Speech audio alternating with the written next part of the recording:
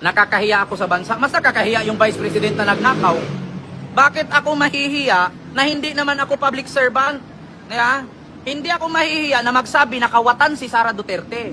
Ang mahihiya si Sara, Vice President ka, wala kang project, wala kang kwenta, kawatan ka pa. Alin mas nakakahiya?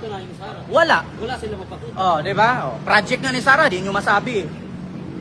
Wag na po kayong umiyak mga DDS. Si Digong lang po ang umiyak doon sa Davao. Talo na kasi. Yung sinasabi nitong kumag na to, na vlogger ng mga buhaya, mas nakakahiya daw yung Vice President kasi magnanakaw. Siya bakit daw siya mahihiya? Hindi nakakahiya yung Vice President kasi hindi naman talaga tunay na magnanakaw yun.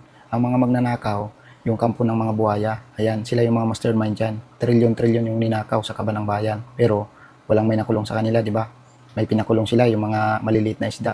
Pero sila yung malalaking isda. Hindi talaga sila makukulong kasi nga hawak nila yung batas, di ba? Pero si Inday Sara, talagang inaudit na ng COA yun, malinis yun, hindi magnanakaw yun. Pinaparatangan nila ng kung ano-anong kasinungalingan, kung ano-anong kasalanan, pero walang katotohanan yun. Ang katotohanan dyan, takot na takot sila kapag nakaupo si Inday Sara bilang presidente sa 2028 kasi lahat ng mga buhaya, walang mapapala. Tapos lahat ng salot ng lipunan, talagang masisita, mapipigilan nila Inday Sara.